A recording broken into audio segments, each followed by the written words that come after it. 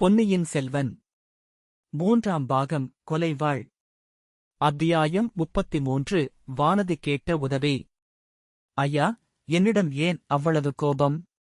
தங்களுக்கு நான் என்ன தீங்கு செய்தேன் என்ற கொடும்பாளூர் இளவரசியின் தீனமான குரல் வந்தியத்தேவனை உருக்கிவிட்டது. இந்தப் பெண்ணிடம்தான் உண்மையில் எதற்காக கோபம் கொள்ள வேண்டும் என்ற எண்ணம் தோன்றியது. பூங்குழலி ஒரு கணம் அவன் மனக்கண் முன் வந்து மறைந்தாள். அவளுக்காக இந்த பெண்ணிடம் கோபம் கொள்ளுவது என்ன நியாயம்? அம்மணி, மன்னிக்க வேண்டும். அந்த மாதிரி ஒன்றும் நான் சொல்லவில்லை. தாங்கள் சோதிடரை பார்த்துவிட்டு போகும் வரையில் நான் வெளியில் காத்திருப்பேன் என்றுதான் சொன்னேன். எனக்கு ஒன்றும் அவசரமில்லை. இப்போது கூட தாங்கள் வெளியேற வேண்டிய அவசியம் ஒன்றுமில்லை. தங்களுக்கு அவசரமில்லை என்று அறிந்து மகிழ்ச்சி அடைகிறேன். உண்மையில் நான் இங்கே சோதிடரை பார்க்க வரவில்லை. இவருடைய சோதிடத்தில் எனக்கு கொஞ்சங்கூட நம்பிக்கை இல்லாமற் போய்விட்டது. தேவி, தங்கள் சித்தம் என் பாக்கியம்.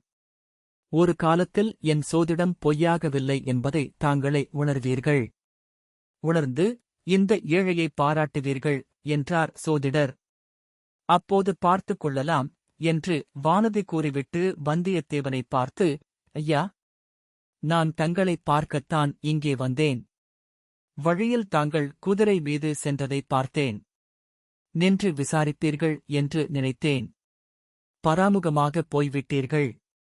அதைப் பற்றி நான் அதிகமாக ஆச்சரியப்படவில்லை. இந்த அனாதை பெண்ணிடம் அவ்வளவு அக்கறை எதற்காக இருக்க வேண்டும் என்றாள். வந்தியத்தேவனுடைய கண்ணில் கண்ணீர் வந்துவிடும் போலிருந்தது. தேவி, இது என்ன வார்த்தை? கொடும்பாளூர் பராந்தக சிறிய வேளாரின் செல்வப் புதல்வி, தென்திசைச் சேனாதிபதி பூதி விக்கிரம கேசரியின் வளர்ப்புக் குமாரி, பழையாறை இளைய பிராட்டியின் அந்தரங்கத்துக்கு உகந்த தோழி, இத்தகைய தங்களை அனாதை பெண் என்று யார் ஒப்புக்கொள்வார்கள்? பாதையில் நின்று விசாரிப்பது மரியாதை குறைவாயிருக்குமென்று வந்துவிட்டேன். வேறொன்றுமில்லை. என்னால் ஏதாவது ஆக வேண்டிய காரியம் இருந்தால். ஆம், யா, தங்களால் ஆக வேண்டிய காரியம் அவசியம் இருக்கிறது. தங்களிடம் ஒரு முக்கியமான உதவி கோருவதற்காகத்தான் இந்த வீட்டுக்குள் நான் வந்தேன். சொல்லுங்கள், என்னால் முடியக்கூடிய காரியமாயிருந்தால். தங்களால் முடியாத காரியங்கூட ஒன்று இருக்க முடியுமா? என்ன? இலங்கை பிரயாணத்தின் போது தங்களுக்கு நேர்ந்தவற்றையெல்லாம் ஓரளவு நானும் கேட்டறிந்திருக்கிறேன். நான் கோரும் உதவியை அளிப்பதாக முதலில் வாக்குத் தர முடியுமா? வந்தியத்தேவன் தயக்கத்துடன், தேவி, உதவி எத்தகையது என்று சொன்னால் நல்லது என்றான். ஆம், தங்களை ஏமாற்றி நான் வாக்குறுதி பெறக்கூடாதுதான். ஆகையால் காரியத்தைச் சொல்லிவிடுகிறேன். சோதிடருக்கும் தெரியலாம், அதனால் பாதகம் இல்லை. நான் புத்த தர்மத்தை மேற்கொண்டு பிக்ஷுணி ஆகிவிடுகிறது என்று தீர்மானித்திருக்கிறேன். என்ன? என்ன? இது என்ன வார்த்தை? கூடவே கூடாது. உலகம் பொறுக்காது. நடவாத காரியம். இவ்வாறெல்லாம் சோதிடரும் வந்தியத்தேவனும் மாற்றி மாற்றிச் சொன்னதை கேட்டுக் கொண்டிருந்துவிட்டு, வானதி, ஆம், புத்த சந்நியாசினி ஆவதென்று முடிவு செய்துவிட்டேன். அதில் ஏன் உங்களுக்கு அவ்வளவு ஆட்சேபம்? தவறு என்ன? பழந்தமிழ் நாட்டில் எத்தனையோ பெண்கள் துறவரம் மேற்கொண்டதில்லையா? மாதவியின் புதல்வி மணிமேகலை துறவரம் நடத்தி தெய்வத்தன்மை பெறவில்லையா? மணிமேகலா தெய்வம் என்று அவளை நாம் இன்று போற்றவில்லையா? அவ்வளவு பெரிய ஆசையெல்லாம் எனக்கு கிடையாது. இந்த பயனற்ற வாழ்க்கையை முடித்துக்கொள்ள முயன்றேன். அதில் தவறிவிட்டேன். கடவுளுடைய விருப்பம் நான் உயிரோடு இன்னும் சில காலம் இருக்க வேண்டும் என்பது போலும். அப்படி இருக்கக்கூடிய காலத்தை புத்த மடம் ஒன்றில் சேர்ந்து ஜீவகாருண்ய தொண்டு புரிந்து கழிக்க விரும்புகிறேன். இதற்குத் தாங்கள் எனக்கு உதவி செய்ய தயங்க மாட்டீர்கள் அல்லவா? என்றாள். வந்தியத்தேவன் மனத்தில் ஒரு சிறிய சந்தேகம் உதித்தது. அது அவனைத் திடுக்கிடச் செய்தது. தேவி, தங்கள் தீர்மானம் நியாயமன்று எனினும் அதைச் சொல்லும் உரிமை எனக்குக் கிடையாது. தங்கள் குடும்பத்தைச் சேர்ந்த பெரியவர்கள் தங்களுக்கு அதைப் பற்றி யோசனை சொல்ல வேண்டும்.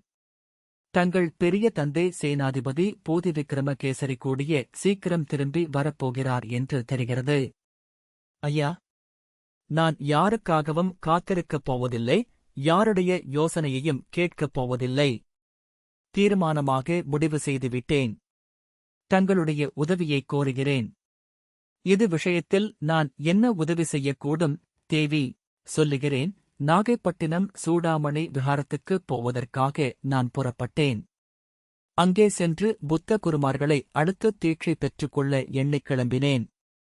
வழித்துணைக்குத் தாங்கள் என்னுடன் நாகைப்பட்டினம் வரையில் வரவேண்டும். அதுவே நான் கோரும் உதவி. வந்தியத்தேவனுக்கு தூக்கி வாரிப் போட்டது. கொடும்பாளூர் இளவரசி இலேசுப்பட்டவள் அல்ல. நாமும் இளைய பிராட்டியும் பேசிக் கொண்டது அரைகுறையாக இவள் காதில் விழுந்திருக்க வேண்டும். தன்னிடம் முழு விவரங்களையும் தெரிந்து கொள்ளப் பார்க்கிறாள். நாகைப்பட்டினம் சூடாமணி விஹாரத்துக்குப் போகப் புறப்பட்டது இளவரசரை அங்கே சந்திக்கும் நோக்கத்துடனேதான். அதற்கு ஒரு நாளும் தான் உடந்தையாயிருக்க முடியாது. அம்மணி, ரொம்பவும் மன்னிக்க வேண்டும். தாங்கள் கோரும் உதவி என்னுடைய சக்திக்கு அப்பாற்பட்டது. இது என்ன விந்தை? ஈழ நாட்டுக்குச் சென்று எத்தனையோ அற்புதங்களைச் சாதித்து வந்தவருக்கு இந்த அனாதைப் பெண்ணை நாகைப்பட்டினத்தில் கொண்டு போய்ச் சேர்ப்பது முடியாத காரியமாகுமா? தேவி, முடியாத காரியம் ஒன்றுமில்லை. ஆனால் நான் இச்சமயம் மேற்கொள்ள இயலாது. முதன் மந்திரியும் இளைய பிராட்டியும் என்னை அவசரமாக காஞ்சிக்குப் போகும்படி கட்டளையிட்டிருக்கிறார்கள். அவர்கள் கொடுத்து ஓலையுடன் போகிறேன். ஆகையினால்தான் முடியாது என்று சொன்னேன். வேறொரு சந்தர்ப்பமாயிருந்தால் ஆம் ஆம், விருப்பமில்லாவிட்டால் எத்தனையோ காரணங்கள் சொல்லலாம். அதனால் பாதகம் இல்லை. தனியாக பிரயாணம் செய்வது என்ற எண்ணத்துடனேதான் கிளம்பினேன். வழியில் சிற்சில இடங்களில் காலாமுகர்களின் கூட்டங்களைப் பார்த்ததும் கொஞ்சம் பயம் உண்டாயிற்று. சகல ஜீவர்களையும் காப்பாற்ற கடமைப்பட்ட கடவுள் இருக்கிறார். அவரிடம் பாரத்தைப் போட்டுவிட்டு புறப்படுகிறேன். உலகத்தைத் துறந்து சந்நியாசினியாக முடிவு செய்து ஒரு பேதைப் பெண்ணை யார் என்ன செய்துவிடுவார்கள்? போய் வருகிறேன். சோதிடரே என்று கூறிவிட்டு வானதி புறப்பட்டாள். அவளைப் பின்தொடர்ந்து போய்க்கொண்டே சோதிடர், தேவி, தேவி, இருட்டும் சமயமாகிவிட்டதே. அமாவாசை கங்குல். அதோடு வடகிழக்கில் மேகங்கள் குமுறுகின்றன. இரவு இந்த ஏழையின் குடிசையில் தங்கிவிட்டு காலையில் போகலாமே என்றார். இல்லை சோதிடரே, மன்னிக்க வேண்டும். இரவு திருவாரூர் போய் தங்குவதாக எண்ணம். இந்த மனிதர்தான் துணைக்கு வர மறுத்துவிட்டார். திருவாரூரில் யாராவது கிடைக்காமலா போவார்கள்? அப்படி நான் என் உயிரைப் பற்றி கவலைப்படவும் இல்லை. இதனால் யாருக்கு என்ன உபயோகம்? சோதிடர் காதிலும் வந்தியத்தேவன் காதிலும் கடைசியாக விழுந்த வார்த்தைகள் இவைதான். வாசலில் காத்திருந்த பல்லக்கில் வானதி ஏறிக்கொண்டாள். பல்லக்கு மேலே சென்றது.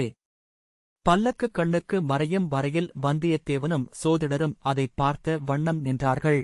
பிறகு வந்தியத்தேவன், கொடும்பாளூர் இளவரசி சில காலத்துக்கு முன்பு வரையில் பெரும் பைங்கொள்ளியாயிருந்தாள்.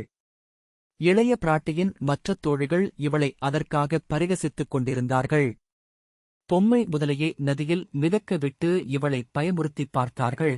நான் கூட அதில் ஏமாந்து போனேன். இப்போது திடீரென்று இந்த பெண்ணுக்கு இவ்வளவு தைரியம் எப்படி வந்தது? இவள் தனியே பிரயாணம் செய்ய கிளம்பியது என்ன விந்தை? இளைய பிராட்டி இதற்குச் சம்மதித்ததுதான் எப்படி என்றான். எனக்கும் அது ஆச்சரியத்தையே அளிக்கிறது. சென்ற முறை இப்பெண் இந்த குடிசைக்கு வந்திருந்த போது திடீரென்று மயக்கம் போட்டு விழுந்துவிட்டாள். தயங்கித் தயங்கி ஈனஸ்வரத்தில் பேசினாள். அந்தக் கொடும்பாளூர் இளவரசிதானா இவள் என்றே சந்தேகமாயிருக்கிறது. இன்று எவ்வளவு படபடப்பாகவும் துணிச்சலாகவும் பேசினாள். இப்படிப்பட்ட திடீர் மன மாறுதலுக்கு என்ன காரணமாயிருக்கும் என்று நினைக்கிறீர்கள் என்று கேட்டான். ஏதோ முக்கியமான செய்தி இவளுடைய மனத்தில் ஒரு பெரும் அதிர்ச்சியை உண்டு பண்ணியிருக்க வேண்டும். அப்படி என்ன முக்கியமான செய்தி இருக்க முடியும்? ஏன், பொன்னியின் செல்வரை கடல் கொண்டு விட்ட செய்தியே போதாதா? இந்தப் பெண்ணுக்கும் இளவரசருக்கும் திருமணம் நடக்கக்கூடும் என்று பேச்சாயிருந்ததே.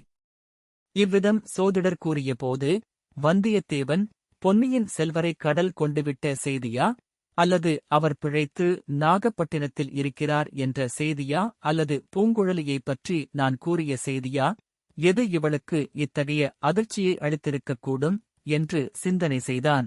ஆம் சோதிடரே, கொடும்பாளூர் வம்சத்தார் பரம்பரையான வீரசைவர்களாயிற்றே. இந்த பெண்ணுக்கு திடீர் என்று புத்த மதத்தில் பற்று உண்டாவானேன் என்றான். பூர்வஜன்ம வாசனையாயிருக்கலாம் என்றார் சோதிடர். நாகைப்பட்டினம் சூடாமணி விஹாரத்துக்கு புறப்படுவானேன்? அதுதான் எனக்கும் வியப்பை அளிக்கிறது. உம்முடைய சோதிட சாஸ்திரத்தில் பார்த்துச் சொல்ல முடியாதா? தம்பி, சோதிட சாஸ்திரத்தின் மூலம் இதை எப்படி அறியலாம்? இது ஒற்றாடல் சாஸ்திரத்தைச் சேர்ந்தது. ஒற்றாடல் என்று ஒரு சாஸ்திரமா? ஏன் இல்லை? பொய்யாமொழி புலவரின் திருக்குறளைப் பற்றி நீ கேட்டதில்லையா? அப்படி ஒரு நூல் உண்டு என்று கேட்ட ஞாபகமிருக்கிறது. அந்த நூலில் ஒற்றாடல் என்று ஓர் அதிகாரம் இருக்கிறது. அதில் 10 பாடல்கள் இருக்கின்றன. அப்படியா? அவற்றில் 2 நல்ல பாடல்கள் சொல்லுங்கள். எல்லாம் நல்ல பாடல்கள்தான். இதைக் கேள். வினை செய்வார் தஞ்சுற்றம் வேண்டாதார் என்றாங்கு. அனைவரையும் ஆராய்வது ஒற்று. அரசன் தன்கீழ் ஊழியம் செய்வோரையும் தன்னுடைய சொந்த உறவினரையும் அவ்வாறே தன் பகைவர்களையும் ஒற்றர்கள் வைத்து ஆராய்ந்து கொள்ள வேண்டும் என்கிறார் வள்ளுவர். இன்னும் கேள். துறந்தார் படிவத்தராகி இறந்தாராய்ந்து என் செய்னும் சோர்வில தொற்று. துறவிகளைப் போல் வேடம் பூண்டும் செத்தவர்களைப் போல் பாசாங்கு செய்தும் எதிரிகள் எவ்வளவு துன்புறுத்தினாலும் இரகசியத்தை வெளியிடாமலும் சோர்வில்லாமல் உழைப்பவன் ஒற்றன் என்று வள்ளுவர் கூறுகிறார். அரசர்கள் ஒரு ஒற்றனுடைய காரியத்தை இன்னொரு ஒற்றனைக் கொண்டு ஒற்றறிய வேண்டும் என்றும் அவர் சொல்லியிருக்கிறார். ஒற்றொற்றித் தந்த பொருளையும் மற்றுமோர் ஒற்றினால் ஒற்றிக்கொளல். இந்தப் பாடல்களையெல்லாம் நீ கேட்டதில்லை என்றா சொல்கிறாய்?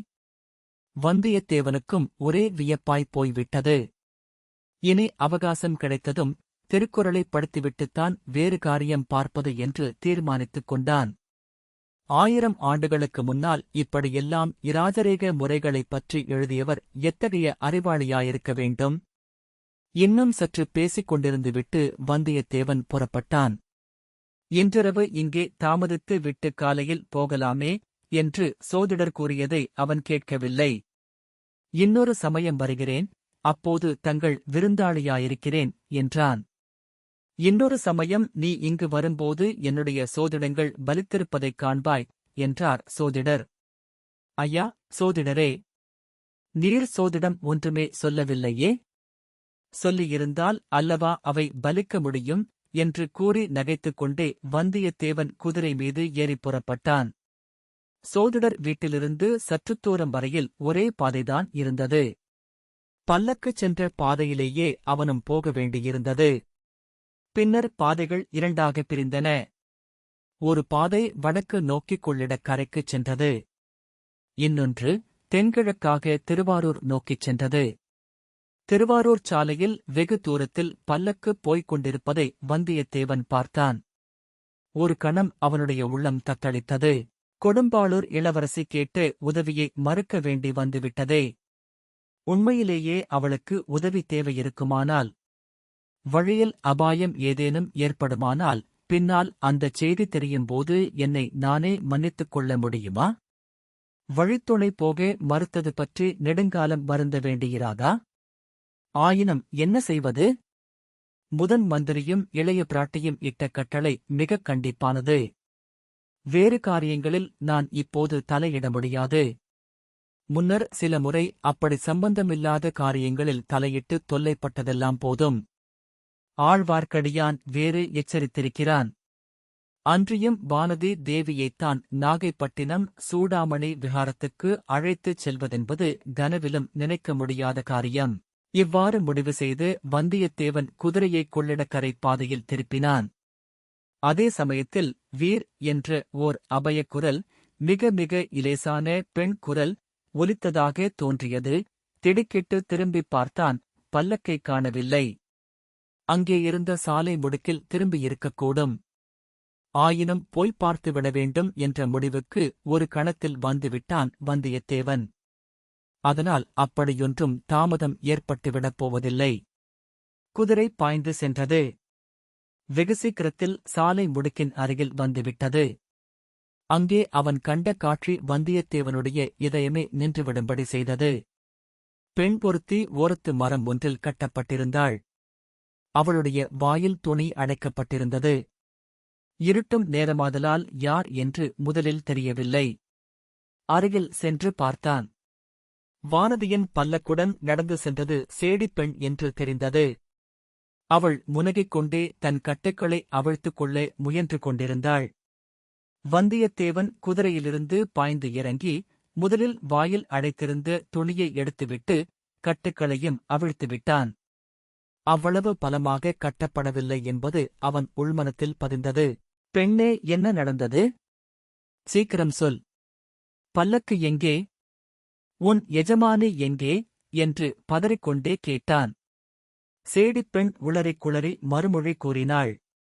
அந்தச் சாலை முடுக்கில் பல்லக்கு திரும்பியபோது திடீரென்று 7-8 மனிதர்கள் பக்கத்து மரங்களின் மறைவிலிருந்து பாய்ந்து வந்தார்கள்.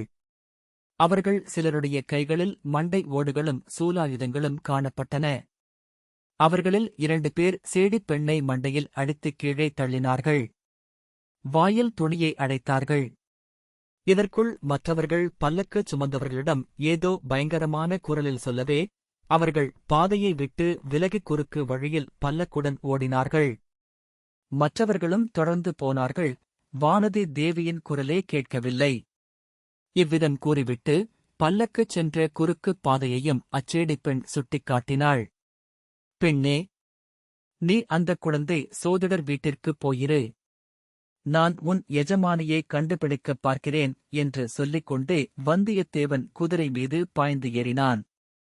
குதிரை இராஜபாட்டையிலிருந்து திரும்பிக் குறுக்கு வழியில் சென்றது.